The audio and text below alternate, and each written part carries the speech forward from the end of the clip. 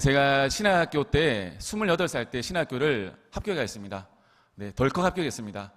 합격하고 나서 제일 먼저 한 것이 무엇인가 하면 제 동네를 검색해가지고 같은 학교 졸업했던 선배님이 계시는지 검색을 해봤습니다. 검색해보니까 제 지척에 졸업하시고 목회를 아주 오랫동안 하신 목사님이 계셨습니다. 그래서 제가 수요 예배 때 저희 교회가 아니라 그 목사님 선배님 교회에 제가 찾아갔습니다. 찾아가가지고 열심히 예배를 드렸습니다. 드리고 나서 그러니까 새로운 사람이 오면 이렇게 튀지 않습니까? 그래가지고 마치고 부르시더라고요. 청년은 누구인가 하기에 저는 목사님, 앞으로 목사님의 후배가 될 사람입니다. 그래서 목사님 하도 목회를 잘하신다고 하시길래 제가 목회가 무엇인가 배우기 위해서 오늘 하루 이렇게 왔습니다. 배움을 주십시오. 그렇게 했습니다. 마치 이렇게 강호의 고수를 찾아서 검수를 배우는 것처럼 차장님께 좀 목사님 어이없어 하시더라고요. 근데 또 그 청춘의 패기가 마음에 드셨는지 잠깐 나를 따라오게 하시면서 성경책을 펴주셨습니다. 펴시면서 주셨던 말씀이 잠언 27장 30절 말씀이었던 것 같아요. 내 양떼 형편을 살피며 내 소떼에게 마음을 두라. 이 말씀 주시면서 목회는 다른 것이 아니라 양떼를 부지런히 살피고 내 소떼에게 그 마음을 두는 것이 목회라고 말씀해 주셨습니다. 사실 그때 들었는데 무슨 말인지 잘 모르겠습니다. 근데 지금은 이 말씀이 그때 주셨던 말씀이 가슴 깊이 사골처럼 우러나와서 깊이 제 마음을 울립니다. 그러면서 하시는 말씀이 졸업하고 나서 개척을 하셨는데 10년 동안 아무리 성도를 전도하고 장년들을 전도하고 또 전도하려고 해도 안 되더랍니다. 저희 또 학교 출신들은 고지식한 면들이거든요. 세상의 술수나 이런 방법보다 항상 저희 선배님들은 전공법을 쓰십니다. 전공법을 쓰시는데 안 되더랍니다. 그래서 어쩔 수 없이 했던 것이 무엇인가 하면 어른들을 전도하기보다 그 중학생, 초등학생들을 집중 공략해서 전도하셨다고 합니다. 그래서 집중 전도하니까 어느 날 50명, 60명, 70명, 100명이 아이들이 교회를 찾아랍니다. 근데 여기서 문제가 발생합니다. 아이들은 헌금을 내지 않더라고요. 그래가지고 목사님이 예배당은 점점 차가는데 재정적인 부분들은 너무 힘들었다. 근데 중요한 것이 무엇인가 하면 이 아이들을 잘 키우고 또 잘 양육하고 말씀으로 키우니까 이 아이들이 초등학생, 고찔찔이 아이들이 중학생, 반항했던 아이들이 어느새 가장이 되고 어느새 직장인이 되고 사업가가 되고 장년이 되어가지고 교회를 지탱하고 세워나가는 믿음의 동역자로 다 성장했다는 그런 믿음의 아름다운 스토리를 저에게 해주셨습니다. 저희가 해주셨던 말씀 중에 또 큰 말씀이 뭐냐 하면 전도사님, 기도 많이 하십시오. 기도하면 믿음이 생깁니다. 믿음이 생기면 기쁨이 넘칩니다. 그리고 기쁨이 넘치면 힘든 일 가운데서도 이겨낼 수 있습니다. 그리고 성도들에게 무엇보다 해야 할 것은 뭐냐 하면 믿음을 심겨주는 겁니다. 그리고 그 믿음은 말씀을 통해 심겨줄 수 있습니다. 이 말씀이 우리 목회자들의 가장 강력한 무기이고 성도들이 믿음의 그 마음속에 들어오면 세상의 어떤 일들로부터 다 승리할 수 있다고 말씀해 주셨습니다. 그리고 가는 길에 나지막하게 이렇게 말씀해 주셨습니다. 존쌤 지금 또 늦지 않았습니다. 늦지 않았습니다. 돌아설 수 있으면 돌아서십시오. 이렇게 말씀해 주셨습니다. 사랑하는 성도님들, 우리 삶 가운데 많은 일들이 있습니다. 해결하지 못하고 풀지 못하고 억울하고 힘든 일들이 많이 있습니다. 근데 우리만 겪는 것이 아니고 나만 겪는 것이 아니고 모든 인생 가운데 허락된 것입니다. 근데 그것을 모두 이겨내는 힘은 바로 하나님을 향한 믿음입니다. 우리 마음 가운데 믿음이 심겨질 때, 우리 마음 가운데 말씀이 심겨질 때 그 어떤 어려움도 다 이겨낼 줄 믿습니다. 오늘 말씀을 보면은요, 골리앗 앞에 믿음을 잃어버린 이스라엘 백성들이 나옵니다. 한 장군 앞에 이스라엘 모든 왕과 모든 군사들이 아무런 힘을 쓰지 못합니다. 하나님을 모욕하고 이스라엘 군대를 모욕하는 그 골리앗 앞에서 모두 벌벌 떨고 아무것도 하지 못하고 있습니다. 이때 하나님께서는 한 사람을 등장시키십니다. 그 사람의 이름이 무엇인가? 바로 다윗입니다. 하나님 우리에게 다윗을 보여주시는 이유가 무엇인가 하면 우리 자녀들도, 하나님의 자녀들도 다윗처럼 살라는 것입니다. 다윗처럼 벌벌 떨며 세상 앞에 두려워하는 것이 아니라 믿음 가지고 하나님 이름 가지고 당당하게 이 세상에서 하나님의 이름을 선포하고 용맹스럽게 맑게 싱싱하게 살아가라고 우리에게 다윗을 보여주셨습니다. 오늘 다윗의 삶을 통해서 이 말씀을 통해서 우리가 믿음을 가지고 어떻게 살아가야 되는지 한번 나누겠습니다. 첫 번째는 믿음으로 살아가라. 계산하지 말랍니다. 우리 31절부터 35절 보겠습니다. 어떤 사람이 다윗이 한 말을 듣고 그것을 사울에게 전하였으므로 사울이 다윗을 부른지라. 다윗이 사울에게 말하되 그로 말미암아 사람이 낙담하지 말 것이라. 주의 종이 가서 저 블레셋 사람과 싸우리이다 하니 사울이 다윗에게 이르되 내가 가서 저 블레셋 사람과 싸울 수 없으리니 너는 소년이요 그는 어려서부터 용사임이니라. 다윗이 사울에게 말하되 주의 종이 아버지의 양을 지킬 때에 사자나 곰이 와서 양떼에서 새끼를 물어가면 내가 따라가서 그것을 치고 그 입에서 새끼를 건져내었고 그것이 일어나 나를 해하고자 하면 내가 그 수염을 잡고 그것을 쳐 죽였나이다. 다윗은 8번째 아들이었습니다. 그 위에 7명의 형들이 있습니다. 1번, 2번, 3번 형님들이 전쟁터에 참전하였습니다. 이 아버지는 다윗에게 형들에게 치즈 10덩이를 갖다 주고 형들이 살았는지 죽었는지 어떻게 지냈는지 안부를 물어오라는 그 심부름을 떠났습니다. 그런데 여러분, 다윗의 눈앞에 펼쳐진 광경이 무엇인가 하면 한 장군 블레셋의 골리앗 앞에서 모든 백성들이 벌벌 떨고 있는 모습을 다윗은 보았습니다. 그런데 그 골리앗이 그냥 하는 것이 아니라 하나님의 이름을 모욕하고 이스라엘 군대를 모욕하고 있었습니다. 요즘 유행하는 말 한 단어가 있습니다. 혹시 아시는 분도 있을 텐데요. 극 아십니까? 극. 우리 영광긴 TV를 안 보시죠? 그죠? 이렇게. 네. 건건하십니다. 극. 그게 뭐냐면 사람마다 긁히는 게 있다는 거. 딱 이걸 건들면 그 사람의 마음 가운데 분노와 화와 모든 짜증이 다 나온다는 겁니다. 극은 그 사람의 중심을 알 수 있습니다. 그 사람을 긁어보면 그 사람의 중심이 무엇인지 알 수 있습니다. 다윗은 특징이 있습니다. 세상이 아무리 다윗 자신을 긁어도 극해도 다윗은 절대 긁히지 않습니다. 다윗은 막내입니다. 형들 3번, 1번, 2번, 3번이 참전하였습니다. 그럼 몇 번이 남습니까? 4번, 5번, 6번, 7번이 남습니다. 다윗은 바쁩니다. 양떼를 지키기에 바쁩니다. 근데 4번, 5번, 6번, 7번 형님들도 충분히 심부름을 할 수 있는데 아버지가 굳이 몇 번? 8번 우리 다윗을 심부름에 보냅니다. 그리고 그냥 심부름이 아니라 콩나물 사와라, 뭐 콜라 사와라 이것이 아니라 전쟁터에 다녀와랍니다. 이것은 뭐 다윗을 믿었다는 것도 있지만 너가 혹시나 나가 죽어도 나는 개의치 않다는 것. 이 부모님들이 정말 자식을 사랑하는 마음도 있지만 이 무서운 부모도 있습니다.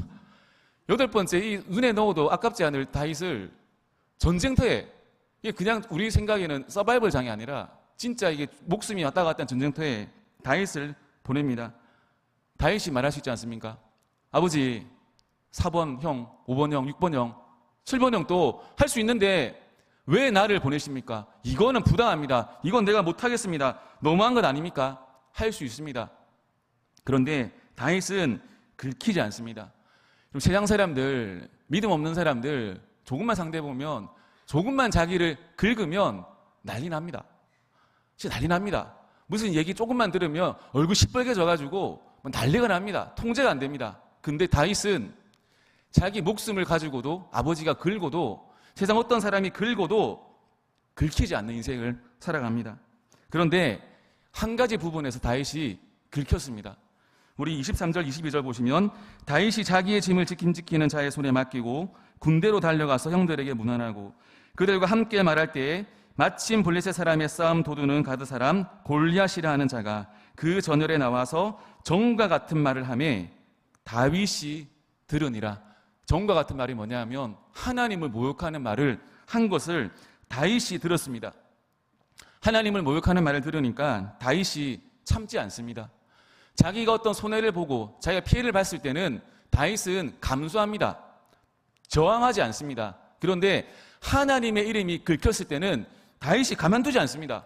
그것은 뭐냐? 다윗의 자아의 중심이, 마음의 중심이 누구였는가? 자기 자신이 아니라 하나님이 그 마음 가운데 중심이란 겁니다. 그 중심을 건드니까 반응합니다. 사랑하는 성도님들, 마음 가운데 하나님이 중심 계시면 두려워하지 않을 수 있습니다. 내 사랑하는 사람이 있으면 두려움을 이겨낼 수 있습니다. 그래서 다윗은 두려워하지 않고 겁먹지 않고 골리앗을 치러 나아갑니다. 다윗의 인생에는 계산이 없습니다. 내가 저것을 이길 수 있을까? 저것을 취할 수 있을까? 계산하지 않습니다. 계산하는 순간 아무것도 하지 못하기 때문입니다. 여러분, 사랑의 반대말이 무엇이라고 생각하십니까? 사랑 안 해보셨습니까? 이렇게 사랑 반대말. 사랑의 반대말은 무관심이 아닙니다. 사랑의 반대말은 계산입니다. 믿음의 반대말이 무엇인지 아십니까? 계산입니다. 네. 믿음의 반대말 계산입니다. 안 믿음이 아니라 계산입니다. 누가 충성할 수 있는가 하면 믿음 있는 사람이 믿음 있는 사람이 충성할 수 있고 계산하지 않아야 충성할 수 있습니다. 계산하는 인생은 아름다움 힘은 나지 않습니다. 그 부부가 있지 않습니까? 부부가 서로 부부 오시셨으면 옆에 한번 살짝 바라봐 주시기 바랍니다. 네, 부부가 없으십니까 저희? 예. 예, 부부가 서로 살다 보면 억울할 때가 있지 않습니까? 언제 억울하냐면 제가 살아보니까 머릿속에 그 계산이 들어올 때 뭔가 이렇게 억울하고 뭐 그런 게 있더라고. 이렇게 저만 죽겠습니다. 네. 사랑할 때는 안 보여요. 사랑하면 계산이 들어오지 않습니다. 근데 어느 순간 사랑이 식고 계산이 들어오는 순간 마음속에 어려운 부분들이 참 많이 생깁니다. 그 사랑의 리트머스 종이가 있는데요. 부부들이 이제 장거리 운전할 때 남편이 운전하지 않습니까, 보통? 네. 운전하면 아내가 이제 거의 잠들 때가 있습니다. 잠들 때가 있을 때 아내 잠든 모습이 너무 사랑스럽다. 그러면 내 안에 성령님이 충만히 역사하시는 겁니다. 내 마음이 충만과 우리 가정 가운데 은혜가 넘치는 겁니다. 근데 곤히 자고 있는 아내가 왠지 얄미워 보인다. 좀 깨웠으면 좋겠다. 좀 흔들었으면 좋겠다. 그러면 이제 주님 아버지 앞에 마음을 내어놓고 기도해야 됩니다. 주님, 새 마음을 허락해 주. 새 아내가 아닙니다. 네, 새 마음을 내 안에 허락해 주시고 내 마음을 주님 정말 돌이켜 주시고 정말 금식하며 기도해야 됩니다. 진짜입니다. 금식하며 기도해야 됩니다. 저는 자고 있으면 그렇게 사랑스럽더라고요. 저는 정말 사랑스럽고 여보 계속 자. 끝까지 자. 정말 끝까지 잡니다. 도착해야 입니다. 끝까지 자. 계속 자. 너무 사랑스러워서. 근데 반대로 그죠? 아내가 운전대를 잡는다. 그 남편은 매일 감성금해야 됩니다. 그 남편은 정말 이렇게 매일 감성금해야 됩니다. 여러분, 계산하게 되면 그 마음속에 아름다운 기쁨들이 다 사라집니다. 제가 어렸을 적에 지금 생각해 보면 그 어머니가 참 좋지만 그 지금 어머니들은 잘 안 하죠. 그 계산 가계부 잘 안 쓰시죠. 저희 때는 어머니들이 이따만한 가계부 두꺼운 거 막 쓰셨거든요.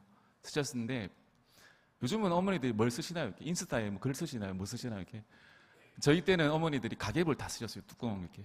저 본능적으로 어릴 때 어머니가 이렇게 가계부 쓰실 때는 절대 근처에 가지 않았습니다. 조심스럽더라고요. 계산하게 되면 사람이 예민해지거든요. 그런데 말씀 가만히 보면은요, 하나님을 모욕하는 것에 긁혔던 다윗과 달리 사울의 모습을 한번 보겠습니다. 골리앗을 치겠다고 하는 다윗을 보고 사울의 반응이 무엇인가 하면 33절입니다. 사울이 다윗에게 이르되 내가 가서 저 블레셋 사람과 싸울 수 없으리니 너는 소년이요 그는 어려서부터 용사임이니라. 이게 싸우겠다고 달려나가는 다윗이 제가 볼 때는 얼마나 귀엽습니까? 얼마나 사랑스럽습니까? 저희가 사울이었으면 진짜 업고 동네 두 바퀴 반 뛰었습니다. 잘한다 잘한다 화이팅 할 수 있다. 근데 세상 그렇게 호락호락하지가 않죠, 그죠? 다 내 뜻대로 된다. 다 내 마음 같지 않더라고요. 사울이 어떻게 하는가 하면 마침 골리앗의 편에 서가지고 사울을 마침 고단수처럼 조롱합니다. 너는 소년이요 골리앗 그는 어려서부터 용사임이니라. 너 안 된다는 거. 이게 할 말입니까? 근데 이게 같은 편 아닙니까? 할 말이면 너는 안 된다는 겁니다. 이 사울은 머릿속에 계산이 들어오니까 딱 보고 답이 견적 나오지 않습니까? 너는 어려, 그는 커. 그래서 쌤쌤이가 안 돼. 계산을 해버리니까 부정적인 것들이 다 나옵니다. 계산 속에 무엇이 없는가 하면 하나님이 없습니다. 이 사울은 계산 잘합니다. 잘하면 좋죠. 계산 잘하면 손해보지 않습니다. 그런데 이 사울의 계산 속에는 하나님이 없습니다. 지금 성경이 말하는 것이 뭐냐 하면 사울아, 너의 생각과 계산 속에 하나님이 없다는 거. 지금 다윗은 계산하진 않지만 그의 머릿속에, 계산 속에, 가슴 속에는 하나님 한 분으로 충분하고 하나님 한 분만으로 뛰어나갈 수 있는데, 이 사울의 마음속 계산 속에는 하나님도 없이 세상의 계산만 있다고 성경은 보여줍니다. 그 중심이 무엇이냐를 보여줍니다. 다윗의 중심에는 하나님이 있습니다. 사울의 중심에는 무엇이 있는가 하면 자기 자신이 자리 잡고 있습니다. 사울은 계산하니까 골리앗에 덤불 수도 없습니다. 아무것도 못합니다. 우리 인생 가운데 어떤 현상을, 어떤 일들을 겪고도 제일 먼저 일어나는 본능적인 반응이 무엇인가 하면 계산하는 거거든요. 이 일을 내가 어떻게 할 수 있을까 계산합니다. 보통 계산하게 되면 부정적으로 흐르기 쉽습니다. 그러면 이거 나는 안 돼, 못해 하고 넘어집니다. 오늘은 제 얘기 좀 많이 할게요. 제가 28살 때 신학교를 갔습니다. 신학교 갔는데 첫 사역을 딱 하고 이제 교회에서 사례를 주시더라고요. 금액을 말해도 되나요, 이렇게? 60만 원 주시더라고요. 저는 처음에 그 주급제로 된 줄 알았습니다. 교회는 주급제구나, 월급제가 아니구나, 참 좋다. 근데 그 다음 주 됐는데 이게 안 주시더라고요, 아무것도. 그래서 그때만 해도 막 군대에 제대해가지고 패기가 있었거든요, 뭔가. 목사님, 뭐 더 안 주십니까? 이걸 어떻게 삽니까? 그건 월급이라 말하지 마라 하시더라고요. 혼 엄청 났습니다. 월급이라 말했다가 사례라고 말해라고. 더 안 주십니까? 그거 한 달 사례입니다 하시더라고요. 안 놀라시네요, 그죠? 그죠? 별로 안 놀라시네요. 이렇게 3년을 그렇게 살았습니다. 3년을 결혼했다고 이제 10만 원 올려주시더라고요. 70만 원으로. 그리고 이제 계급이 한 단계 진급해가지고 강도사가 되었습니다. 강도사가 되었는데 이제 다른 교회를 갔습니다. 갔는데 잔뜩 기대했거든요. 한 400% 상승하나? 120만 원 주시더라고요. 이렇게. 안 놀라시네요, 그죠? 안 놀라시네요, 여기 아무도. 120만 원 참 힘들었습니다. 진짜 제가 웃으면서 말하지만 힘들었습니다. 근데 왜 그 생활을 이어나갈 수 있었는가 하면 바보였기 때문이에요. 똑똑하지 못했기 때문입니다. 똑똑하지 못했기 때문이에요. 똑똑하고 날랬으면 못했을 것 같아요. 근데 정말 그때 이 주님만 바라보는 바보였습니다. 근데 돈이 문제가 아니라 사역하는 게 너무 즐거웠어요. 사람들에게 말로 다 할 수 없는 그 은혜가 너무 넘쳤기 때문에 금액은 가정에게 문제가 있었지 저에게 문제가 없었어요. 그러니까 남편들이 나쁜 사람들인데 나만 즐거우면 된다 생각하고 그렇게 했습니다. 우리 인생에서 근데 요즘에 신학생들이 신학교를 안 간다 그러죠. 왜 안 가겠습니까? 보이거든요. 우리 이런 선배님들이 걸어가는 길들이 뻔히 보이거든요. 그래서 계산 딱딱 때리고 못합니다. 텅텅 빈정합니다. 아프죠. 근데 그 안에서 참 기쁨과 간증이 넘쳐나는데 그것이 계산 속에서 보이지 않는 겁니다. 우리 인생에서 계산보다 더 중요한 것이 뭐냐 하면 하나님이 그 척박한 생활 가운데서도 감사거리를 주시고 우리를 포기하지 않으시고 인도에 나가신다는 겁니다. 전도사 얘기 좀 더 할까요? 전도사 처음에 됐을 때 제가 해군 장교였거든요. 배 타다가 지하 벙커에서 이렇게 지내다가 신학교를 갔는데 저 진짜 목회의 목자도 몰랐어요. 아무것도 몰랐습니다. 그래서 저는 전도사가 되면 무슨 신비한 마법을 배울 줄 알았습니다. 안 놀리시네요. 진짜 그랬습니다.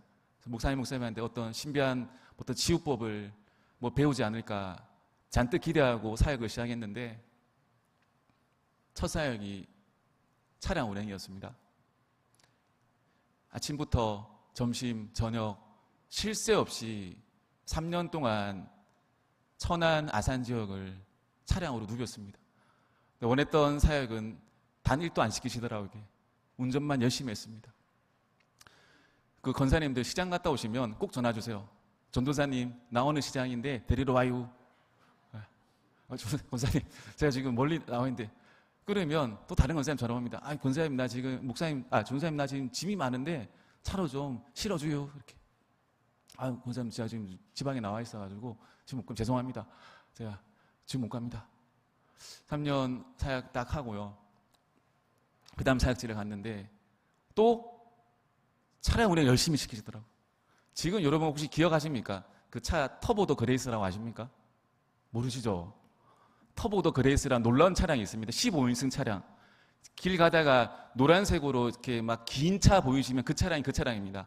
터보 더 그레이스 15인승. 그 승객들이 서로 마주 볼 수 있는 기차 같은 놀라운 차입니다. 30년 된 차인데요. 스틱이에요, 스틱.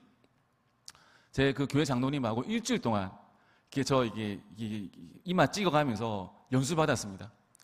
나중에는요, 베스트 드라이버가 돼가지고 진짜 운전 하나만큼은 제가 전 세계에서 잘할 수 있겠다 마음 먹을 만큼 운전 정말 열심히 했습니다. 그리고 제가 그 터보 더 그레이스 30년대 차랑 창원 대로에서 운명을 같이 했습니다. 차가 진짜 멈추더라고요. 멈춰가지고 제가 차에 실려갔습니다. 이렇게. 이 말이 왜 하냐면 참 의미 없는 것 같아도 제가 이런 생각했습니다. 하나님이 혹시나 나중 한국교회가 어려워지면 우리 부목사님들 먹고 살 길 막막해지면 운전이라도 하서 살아라고 이렇게 준비하시는구나. 좋게 생각합니다. 그 다음 사역지 가니까 청소를 그렇게 시키더라고. 청소를 그렇게 시키더라고. 절대 사역자는 청소시키지 마십시오. 다른 거 시키시고요. 청소는 시키지 마십시오. 특별히 여자 양식 청소는 시키지 마십시오. 여자 양식 청소를 시키더라고. 힘들었어요. 웬만한 거 안 힘들었는데 진짜 힘들었어요. 잘못한 것도 없는데 여자 양식 청소를 매일 시키시더라고. 그거 진짜 나쁜 겁니다. 근데 2년을 참고 했습니다. 이제 뭘 배우겠지. 아무것도 안 가르쳐 주시더라고.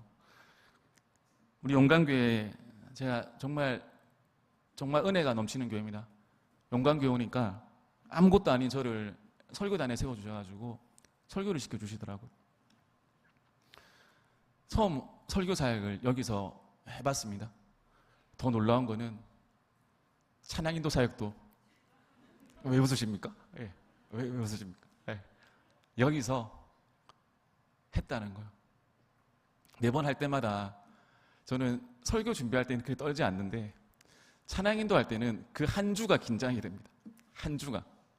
우리 집사님들 항상 좋게 피드백 해주시고 이렇게 격려해 주시고 참 해가지고 지금 3년 동안 참 귀한 사역을 영광교회에서 경험합니다.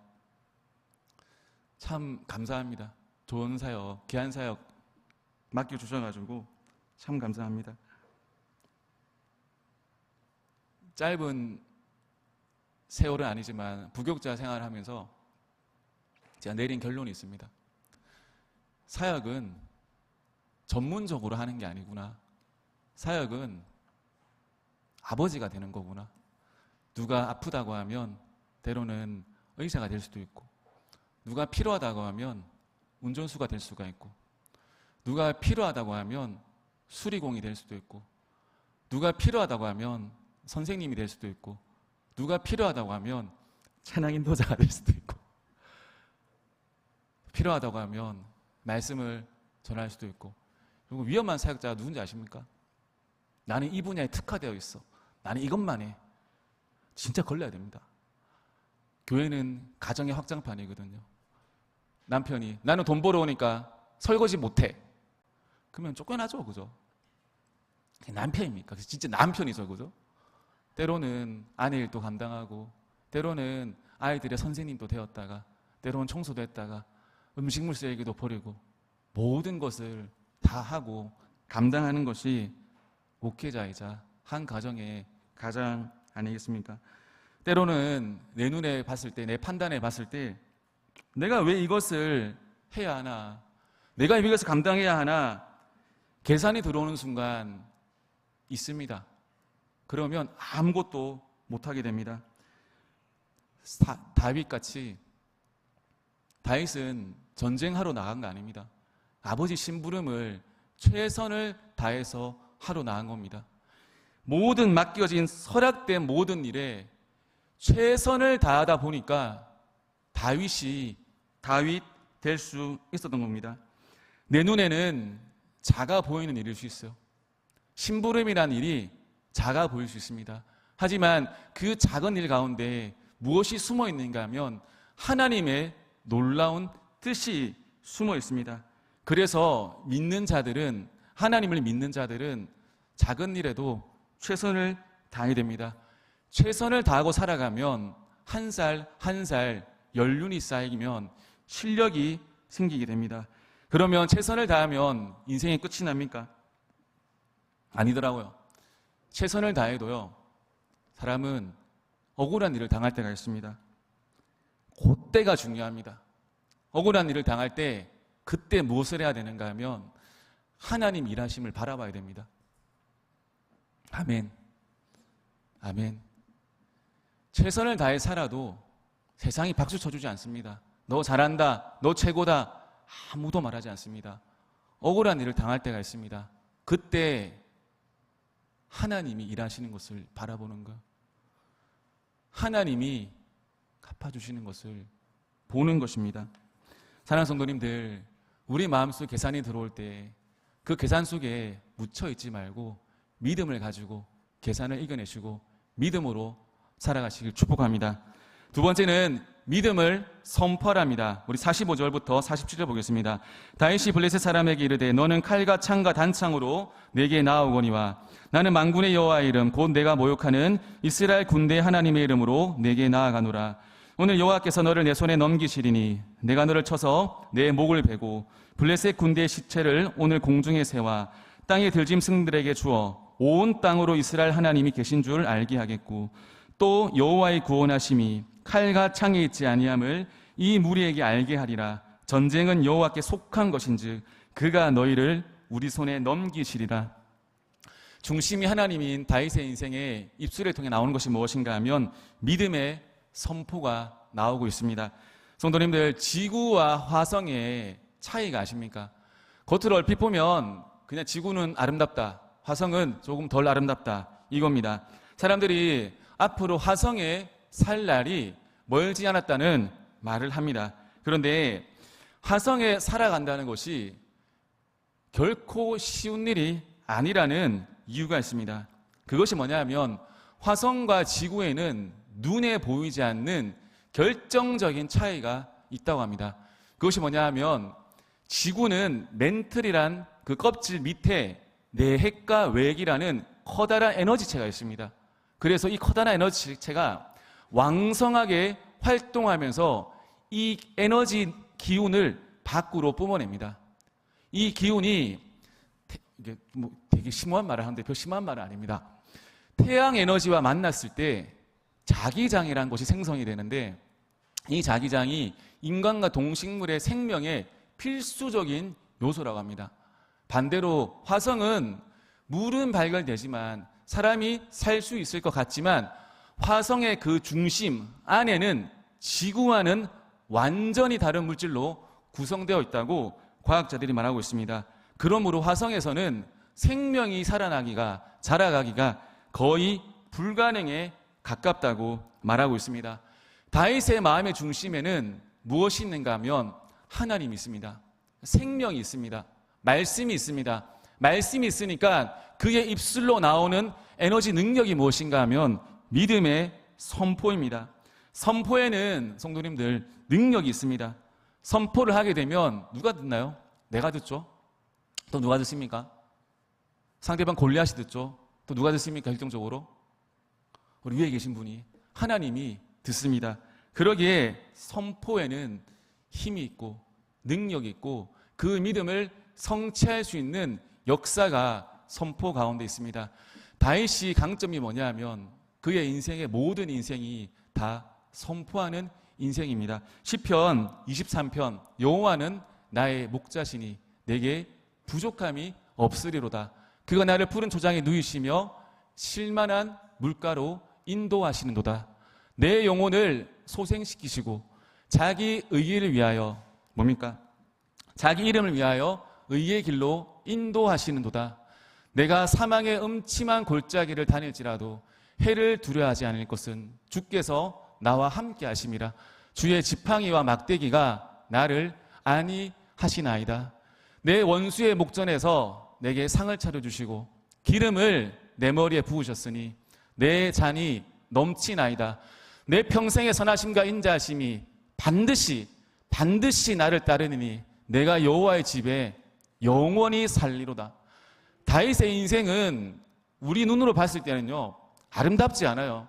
항상 대적이 있고 항상 생명의 위협이 있고 도망함이 있고 어려움이 있습니다. 그런데 그의 입술에는 믿음의 선포가 있습니다.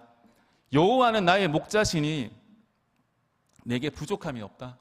그가 나를 푸른 초장에 누이신다. 사랑하는 성도님들, 2021년도 12월 4일에 와가지고 인사드렸습니다. 처음에 인사드리러 왔을 때 제가 그 설교 때 그랬거든요. 여천공단 저쪽으로 왔거든요.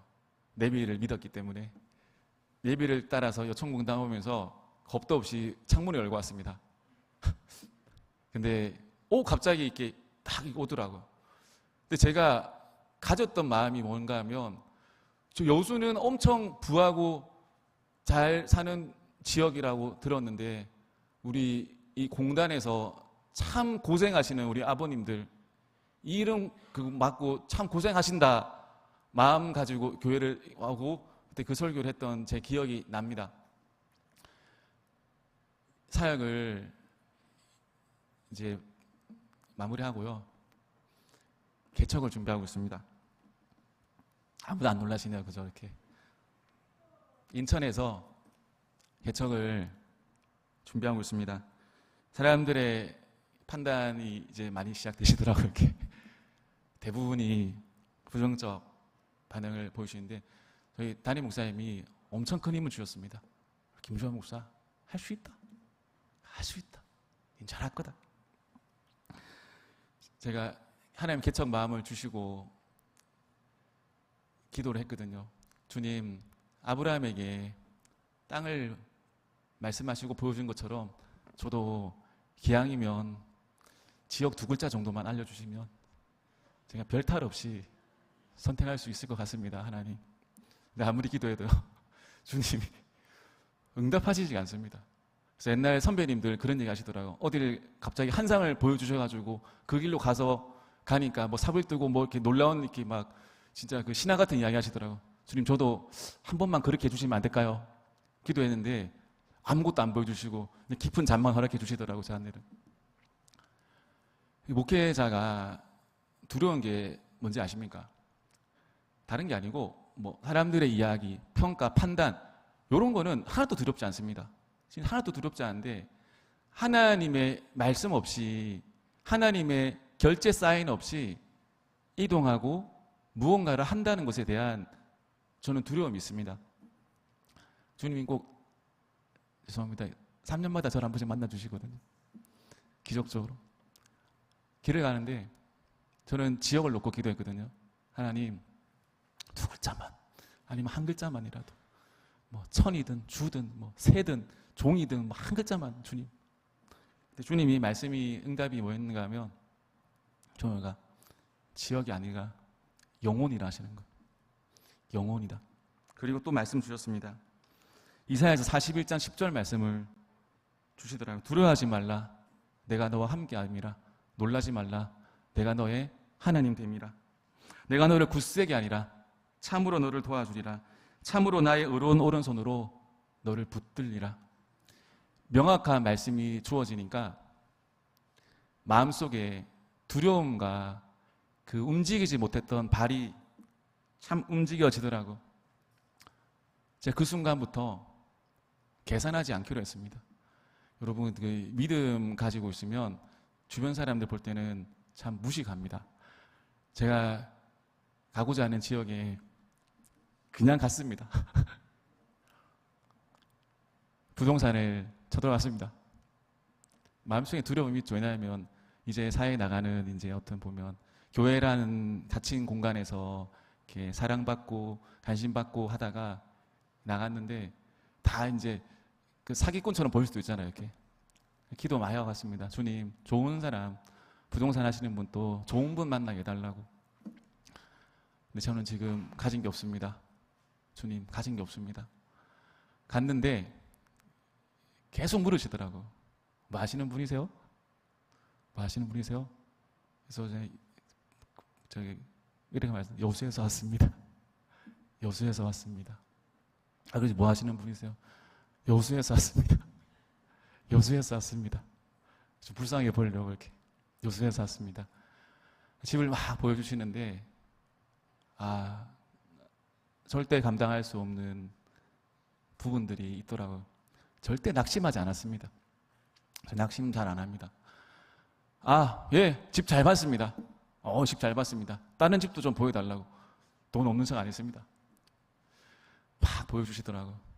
근데 나중에 계약할 때 계약 못했습니다. 몇 번이나 계약이 이렇게 어그러졌어요. 돈이 부족하고 없어가지고. 근데 연락이 다 계약 불발하고 내려오는데 전화가 오시더라고. 혹시 한 개가 있는데 좀 특이한 집이라고. 예?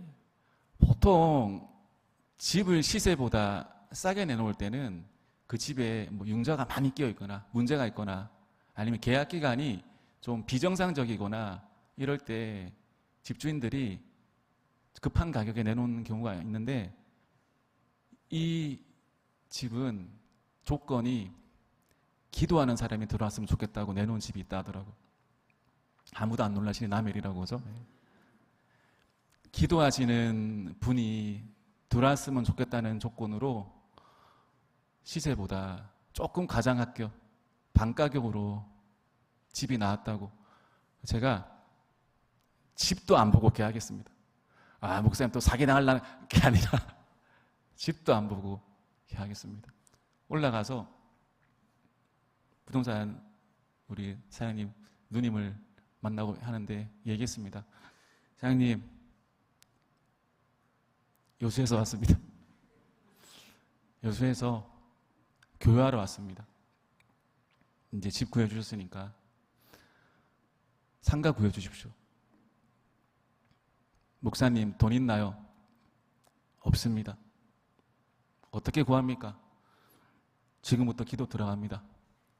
집을 주셨던 것처럼 주시리라 믿습니다. 그분 그 얘기 해주시더라고요. 이 지역에서 개척교회가 들어온 역사가 없대요. 이 교회에서 교회를 크게 지어서 하시는 분은 봤는데 개척하시는 분은 없대요. 또 그 얘기 하시더라고. 목사님, 부동산 하시는 분들은 세상 다 거의 통달하신 분들 아닙니까? 몇 명 데리고 오십니까? 하시더라고요. 저 여수에서 왔습니다. 우리 와이프 한 명이랑 애 둘 데리고 옵니다. 그분 무교시거든요. 장사 멘트일 수 있는데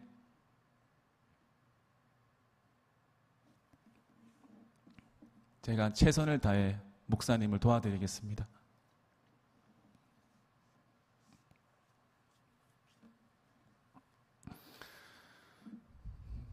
전 두려워하지 않습니다. 말씀이 있고요. 하나님 마음의 중심이 있는지 없는지를 사랑하는 성도님들 날마다 점검하시길 축복합니다. 많이 기도해 주십시오. 많이 기도해 주십시오. 부족하지만 한 사람 한 사람 전도하고 양육해서 교회가 성장되어서 인천공항이랑 가깝습니다. 동남아, 중국, 일본, 남미 필요한 모든 곳에 선교하며 이 젊은 시절에 최선을 다해 섬기고 주의 일 감당할 수 있는 교회를 세우기를 간절히 기도합니다. 다 모릅니다. 뒤에 일은 모르지만 주님이 열심히 하기를 소망합니다. 우리 영광교 성도님들 많이 힘이 되어주시고 많은 기도, 정말 많은 기도 부탁드립니다. 우리 청년들 있나요? 아무것도 두려워하지 마십시오. 세상 두려워하지 말고 40 먹은 이 못난 목사도 매일 1시간씩 영어 공부하고요. 매일 1시간씩 스페인어 공부하고 요즘엔 25분밖에 찬양 안 부릅니다. 찬양 연습 1시간씩 했는데 이제는 조금 25분만 해도 될 것 같아서 그럽니다. 아무것도 두려워하지 마시고 하나님을 마음 가운데 두시고 살아가면 기쁨이 넘치고 생명이 넘칠 줄로 믿습니다.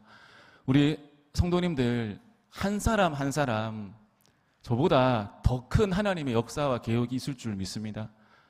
한 사람 한 사람을 통해서 더 많은 생명들이 영광교회를 통해서 여수 땅 가운데서 일어날 수 있기를 축복합니다. 다윗의 인생에는 계산이 없습니다. 꼼수도 없습니다. 때로는 바보 같아 보일지도 모릅니다. 하지만 그 마음의 중심인 다윗의 그 인생에는 멋짐이 있습니다. 믿음이 있고요. 믿음의 선포가 있습니다. 다윗은 처음부터 왕이 되고자 하는 마음으로 인생을 살아간 것이 아니라 자기에게 주어진 그 일들에 최선을 다해 살아갔을 때 마침내 하나님은 그를 이스라엘의 진정한 왕으로 세우십니다.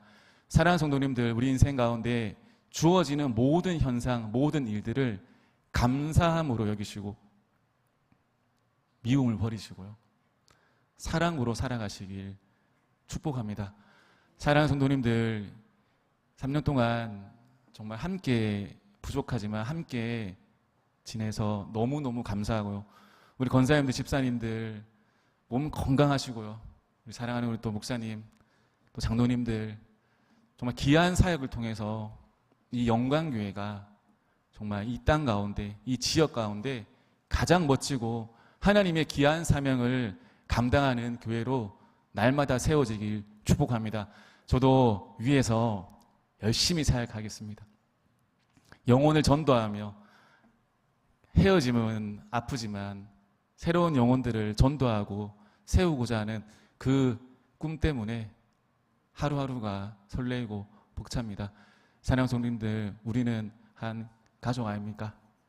우리 서로 축복하며 또 부족한 부분들이 있었다면 주님의 이름으로, 예수님의 이름으로 용서해 주시고 서로를 위해 기도하며 같이 동력해 나가는 귀한 우리 영광교회 송 되시기를 예수님의 이름으로 축복합니다.